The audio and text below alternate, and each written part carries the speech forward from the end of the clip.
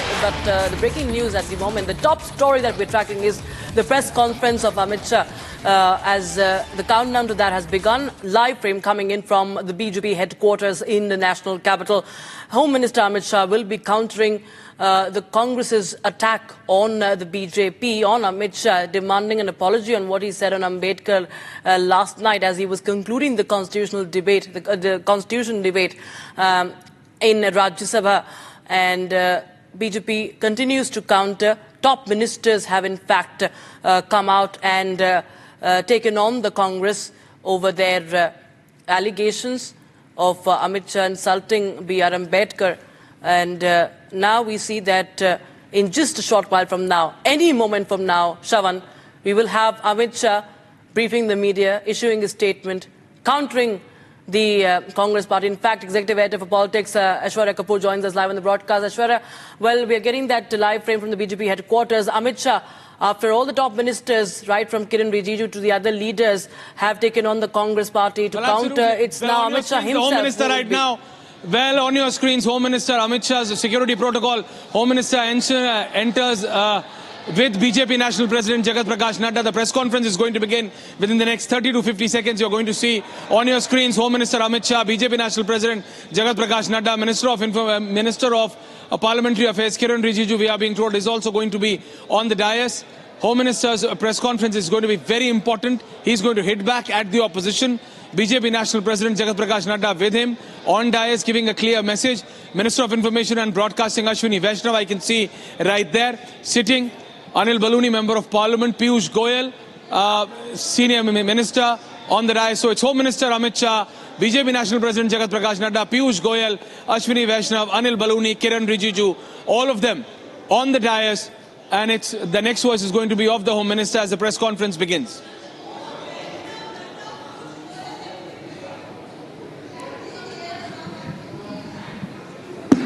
Absolutely, Aishwarya. Of course, we'll keep a track. It's a very important press briefing by the BJP, by Amit Shah and all the top ministers there on the dais, right from Kiren Rijiju, the Parliamentary Affairs Minister, and Piyush Goyal, JP Nadda, the BJP President, and Ashwini Vaishnav, along with Anil Baluni also there.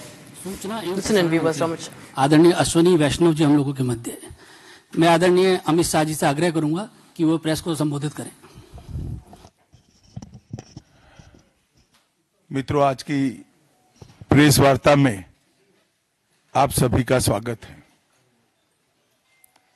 विगत सप्ताह में संसद में लोकसभा और विधानसभा, राज्यसभा दोनों जगह संविधान को स्वीकार किए हुए 75 साल के मौके पर संविधान की रचना, संविधान निर्माताओं का योगदान और संविधान में प्रस्तावित किए गए आदर्शों पर एक गौरवमयी चर्चा का आयोजन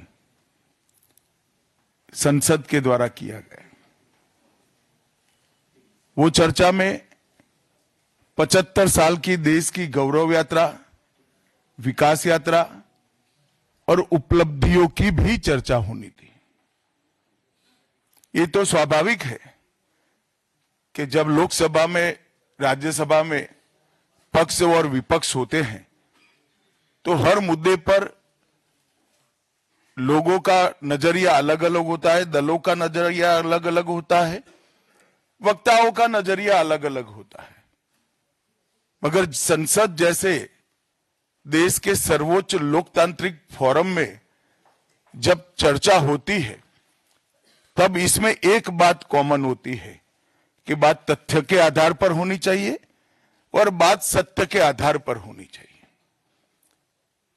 कल से कांग्रेस पार्टी ने जिस तरह से तथ्यों को तोड़ मरोड़ कर रखने का प्रयास किया है, ये अत्यंत निंदनीय है और मैं इसकी निंदा करना चाहता हूं। ये क्यों हुआ? क्योंकि भारतीय जनता पार्टी के वक्ताओं ने संविधान पर, संविधान की रचना के मूल्यों पर और जब जब कांग्रेस या भारतीय जनता पार्टी का शासन रहा तब शासन ने संविधान के मूल्यों का किस तरह से मूल्यांकन किया संरक्षण किया और संवर्धन किया। इस पर फैक्ट के साथ भारतीय जनता पार्टी के वक्ताओं ने अनेक उदाहरणों के साथ जनता के सामने विषय रखे और उसमें वो तय हो गया कि कांग्रेस पार्टी अंबेडकर जी विरोधी पार्टी है, कांग्रेस पार्टी आरक्षण विरोधी पार्टी है, कांग्रेस पार्टी संविधान विरोधी पार्टी है, कांग्रेस पार्टी ने सावरकर जी का भी अपमान किया, कांग्रेस पार्टी ने आपातकाल डालकर संविधान के सारे मूल्यों की धज्जियां उड़ा दी, नारी सम्मान को भी सालों तक दरकिनार किया, न्यायपालिका का हमेशा अपमान किया, सेना के शहीदों का अपमान किया और भारत की भूमि तक को संविधान तोड़कर विदेशी देशों को देने की हिमाकत कांग्रेस पार्टी के शासन में हुई। जब ये पूरा सत्य उजागर हो गया तब कल से कांग्रेस पार्टी ने फिर एक बार अपनी पुरानी पद्धति को आजमाते हुए बातों को तोड़ मरोड़ कर और सत्य को असत्य के कपड़े पहनाकर समाज में भ्रांति फैलाने का एक कुत्सित प्रयास किया है। संसद में जब चर्चा हो रही थी, ये सिद्ध हो गया कि बाबा साहेब आंबेडकर का कांग्रेस ने किस तरह से पुरजोश विरोध किया था। बाबा साहब के न रहने के बाद भी किस प्रकार से कांग्रेस ने बाबा साहब को हाशिए पर ढकेलने का प्रयास किया। जब संविधान सभा अपना काम कर चुकी, चुनाव हुआ 1951-52 में और 54 में, दोनों बार कांग्रेस ने बाबा साहब को हराने के लिए कोई कसर नहीं छोड़ी। यहां तक कि फ्रेंडली चुनाव होता है, स्पिरिट वाला चुनाव होता है, ऐसा चुनाव भी नहीं था। विशेष प्रयास किया गया और वो उनकी हार को सुनिश्चित किया गया। जहां तक भारत रत्न देने का सवाल है, कांग्रेस के नेताओं ने कई बार खुद ही अपने आप को भारत रत्न दिए हैं। 55 में नेहरू जी ने खुद को भारत रत्न दे दिया, 71 में इंदिरा जी ने खुद को भारत रत्न दे दिया और 1990 में बाबा साहब को भारत रत्न तब मिला जब कांग्रेस पार्टी सत्ता में नहीं रही और भारतीय जनता पार्टी के समर्थन वाली सरकार थी।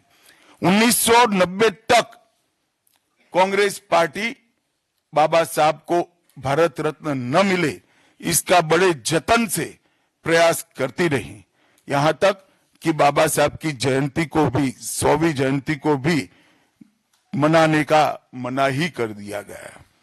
नेहरू जी की अंबेडकर जी के प्रति नफरत जग जाहिर है। नेहरू जी की खुद की किताब selected works of Jawaharlal Nehru second series volume 16, इसके भाग 2 की पृष्ठ संख्या 532 पर एक पत्र का उल्लेख है। जब बीसी राव ने नेहरू जी को पत्र लिखकर कहा कि अंबेडकर जी मंत्रिमंडल से इस्तीफा देकर जाने का मन बना रहे हैं, तब नेहरू जी का एक जवाब था, अंबेडकर के जाने से मंत्रिमंडल में कोई फर्क नहीं पड़ने वाला है।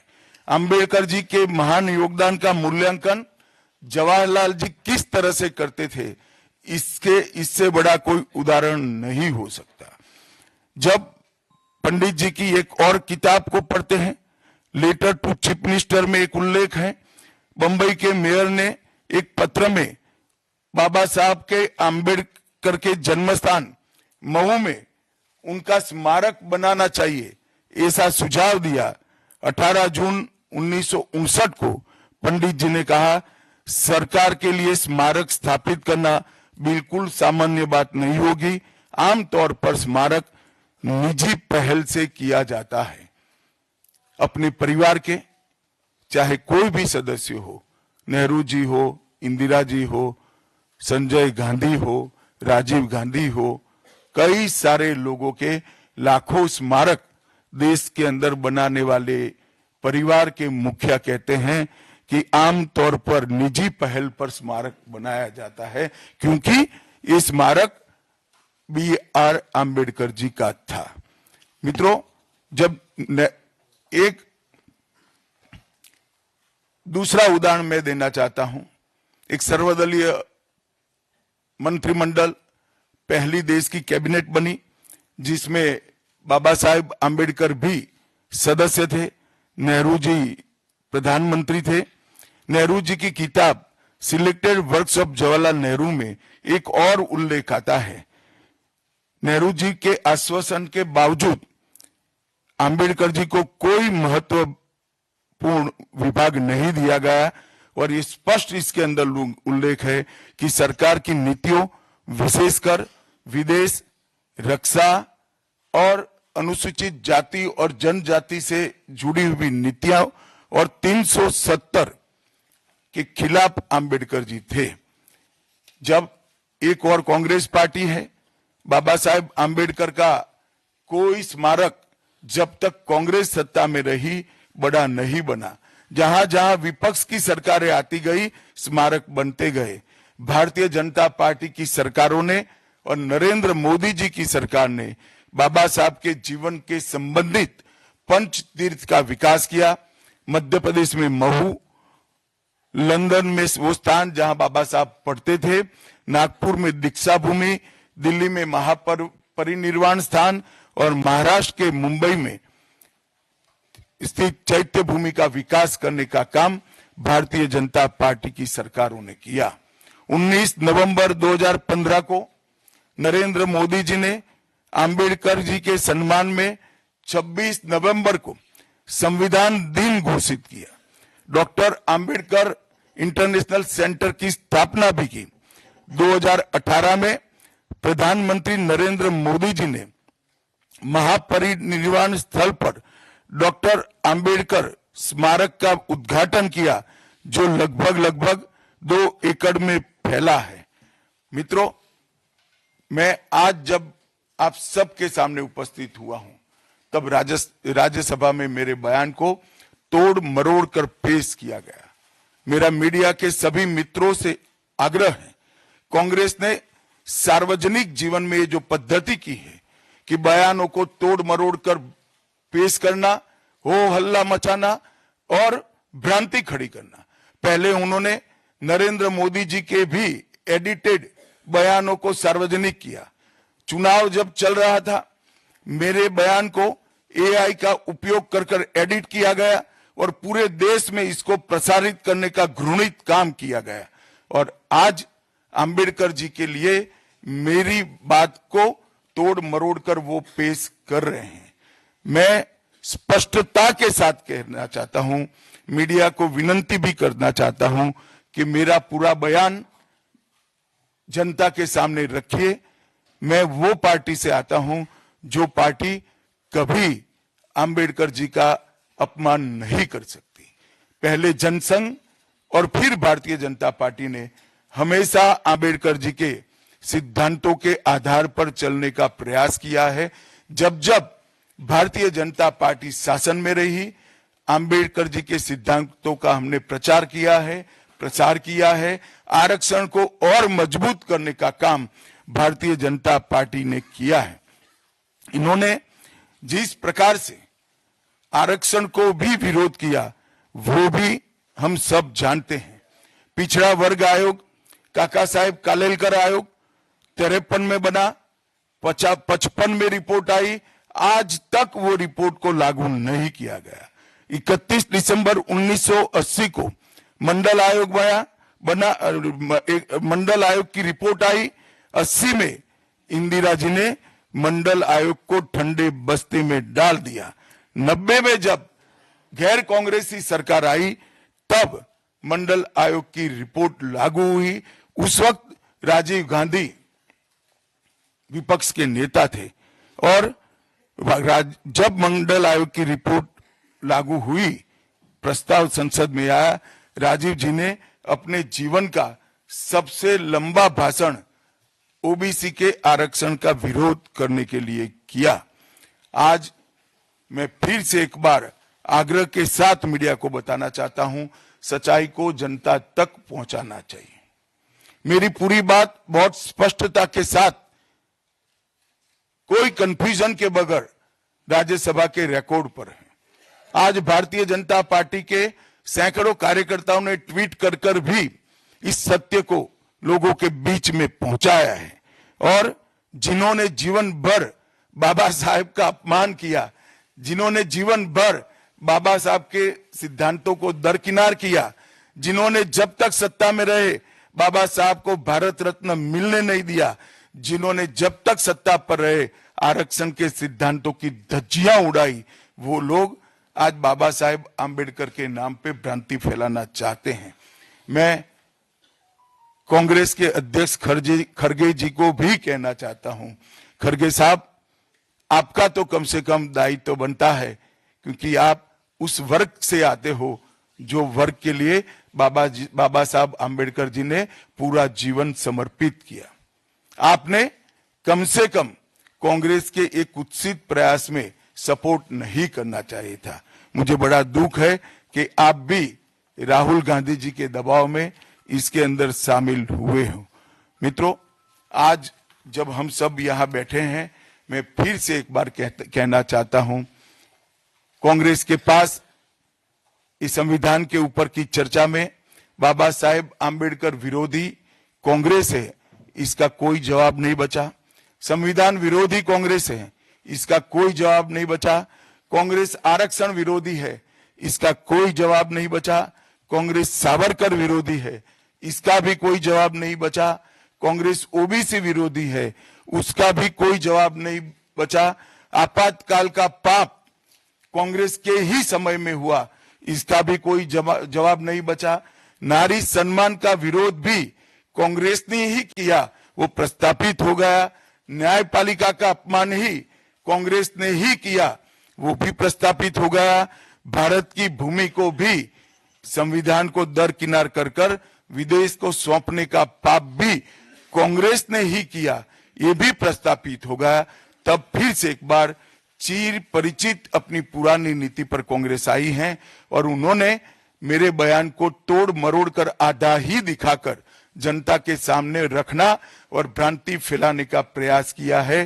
कृपया मेरा पूरा बयान आप सभी लोग जनता तक पहुंचाइए, तो दूध का दूध और पानी का पानी हो जाएगा।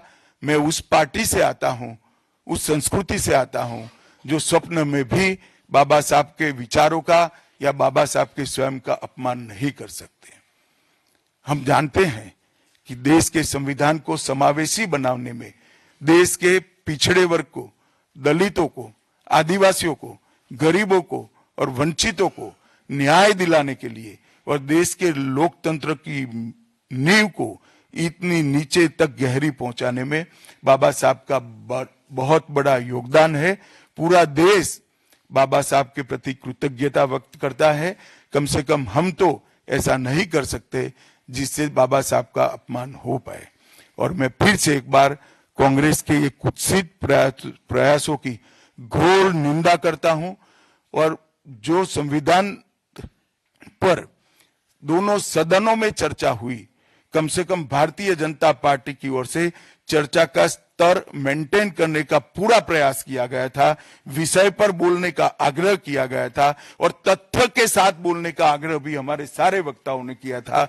वो सारे प्रयास पर कांग्रेस ने पानी फिरा है और मैं मानता हूं कि देश की जनता इसके इस प्रयास को भी जानती है, उनकी मानसिकता को भी जानती है और उनकी कार्य संस्कृति को भी जानती है। धन्यवाद। रविंदर जी,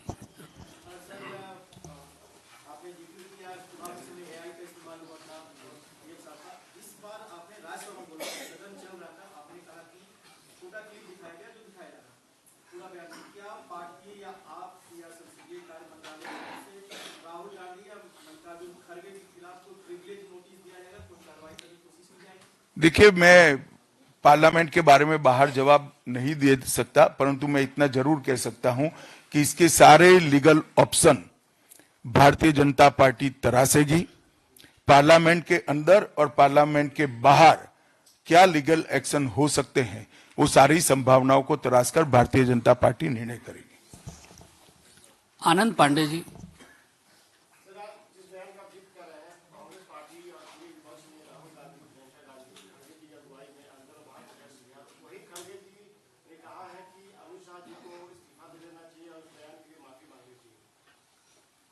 खड़गे जी मेरा इस्तीफा मांग रहे हैं, इनको आनंद होता है तो शायद मैं दे भी दूं, मगर इससे इनकी समस्या का अंत नहीं है। अभी 15 साल तक कम से कम उनको वही जगह पे बैठना है जहां वो बैठे हैं। खड़गे साहब, मेरे इस्तीफे से आपकी दाल नहीं गलने वाली है। Neeraj ji, ABP news.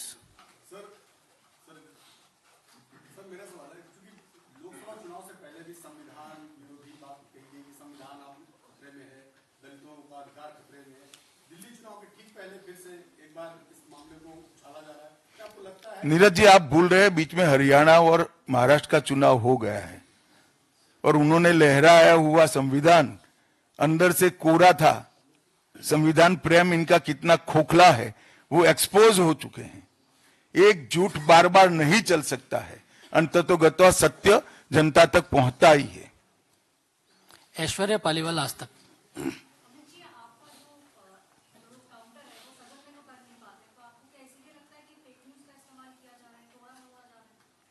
नहीं, सिर्फ मुझ पर नहीं, कई बार प्रधानमंत्री जी के लिए भी इस प्रकार के प्रयास किए, चुनाव के वक्त मेरे लिए भी किया था, फिर से एक बार कर रहे हैं। मगर मैं इसीलिए आज आप सबके सामने आया हूं। सार्वजनिक जीवन में आपका भी दायित्व है कि क्षीर नीर करने में जनता का मदद करिए, दूध का दूध और पानी का पानी करने में जनता को मदद करिए। मुझे आनंद होता अगर मेरे भाषण के मुद्दों के तथ्यों को वो चैलेंज देते। तथ्य पर चैलेंज देने के लिए कुछ नहीं है। मैंने भाषण का एक एक शब्द तथ्यात्मक है और इतिहास से गर्भ से बाहर आया हुआ है, इसलिए वो इस प्रकार से मेरे भाषण को एडिट कर कर इसको गलत अर्थ निकालकर इस प्रकार का प्रयास करें। शैलेंद्र जी।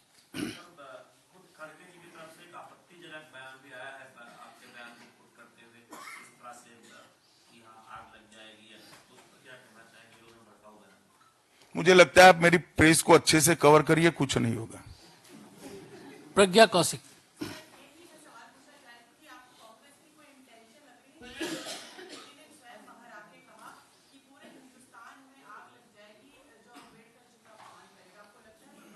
उनका इंटेंशन क्या है इसके डिटेल में मैं जानना नहीं चाहता, परंतु मैं इतना जानता हूं कि अब कांग्रेस को जनता जान गई है।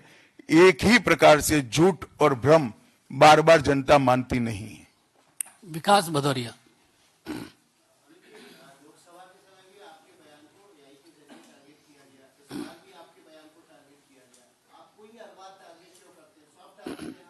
भाई, आपका सवाल गलत जगह पे, ये कांग्रेस कार्यालय में पूछने का सवाल है, मुझे क्यों पूछ रहे हो? यतेंद्र जी। यतेंद्र।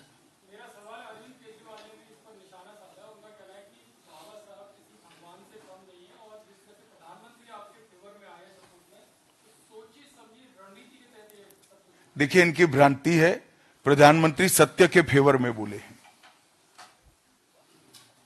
मोहित भट्ट।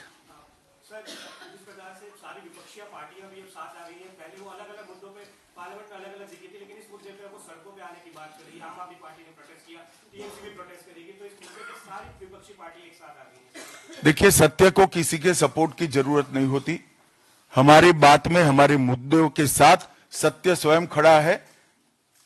सत्य सबके साथ सत्य ही रहता है, कितने भी लोग साथ में आए, इससे सत्य को कोई फर्क नहीं पड़ता। कृष्ण मोहन शर्मा। सर, कृष्ण मोहन शर्मा, भारत एक्सप्रेस से। आज एक बहुत आश्चर्यजनक बात ये हुई कि जो कभी कहते थे कि मैं संविधान को नहीं मानता, मैं एनार्किस्ट हूँ, मुझे जनता ने संविधान के लिए नहीं अरविंद केजरीवाल को वोट दिया है, वो भी आपकी आलोचना कर रहे थे और कह रहे थे कि बाबा साहब भीमराव अम्बेडकर का बड़ा अपमान किया। चलो, कम से कम मेरे कारण अरविंद केजरीवाल जी संविधान का और बाबा साहब का सम्मान करने लगे, वो आनंद का विषय है। संजय जी। सर, आपका भाषण सभी ने देखा था, सुना था, उस समय कोई सी चीज सामने नहीं आई थी, लेकिन उसके बाद से जैसे जब आपकी स्पीच खत्म हो गई, जब बाहर निकले, उसके बाद में सोशल मीडिया पर जिस तरीके से एक के बाद चीजें आने लगी, उस समय आपको लगा था कि सीधे आप शायद आप भूल रहे हैं कि राज्यसभा में श्री राहुल गांधी नहीं बैठते हैं। राहुल गांधी राज्यसभा लोकसभा में बैठते हैं। आमोद जी,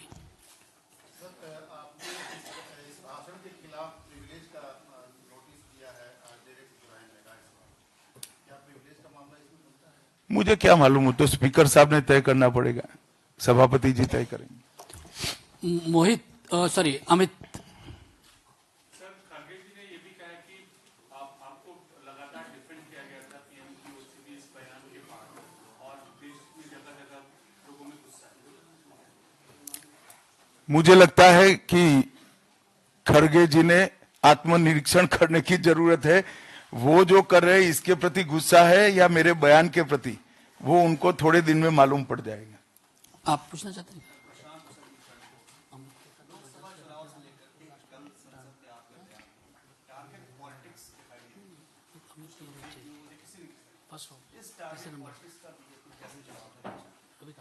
नहीं, बीजेपी को टारगेट कर रहे हैं वो सही है, क्योंकि जनता के फैसले लगातार बीजेपी के पक्ष में आ रहे हैं। इसका उनके पास ना कोई काट है ना कोई तोड़ है। इसलिए जनता के फैसले के बाद ईवीएम पर सवाल उठाते हैं। जनता के फैसले के बाद खुशफहमी में रहते हैं कि हारने के बाद भी कि हम जीते हैं, और जनता के फैसले के बाद भी फिर से एक बार भ्रांति फैलाने का प्रयास करते हैं, परंतु जनता सब जानती है। अंतिम सवाल रविकांत जी। सर, पूरे सत्र के दौरान देखा गया है कि इंडिया अलायंस सभी मुद्दों पर एकजुट नहीं था, लेकिन कल के भाषण के आपके भाषण के बाद उनको लगता है कि एक मुद्दा मिल गया, आपके भाषण की वजह से सभी एकजुट होकर आप पर हमला कर रहे हैं, तो आपने यूनाइट कर दिया उनको। ऐसा नहीं है। जब एक प्रकार का नैरेटिव खड़ा होने का, गलत नैरेटिव खड़ा करने का प्रयास होता है, तब शुरू में नैरेटिव गलत है या सही वो समझे बगैर काफी लोग साथ देते हैं। जब जनता का रिएक्शन आता है तब कुछ स्थिति अलग होती है। आप थोड़ी राह देखिए। आप सभी मीडिया के साथियों का बहुत बहुत धन्यवाद। आप सब बहुत कम समय में आए, आपका आभार। धन्यवाद।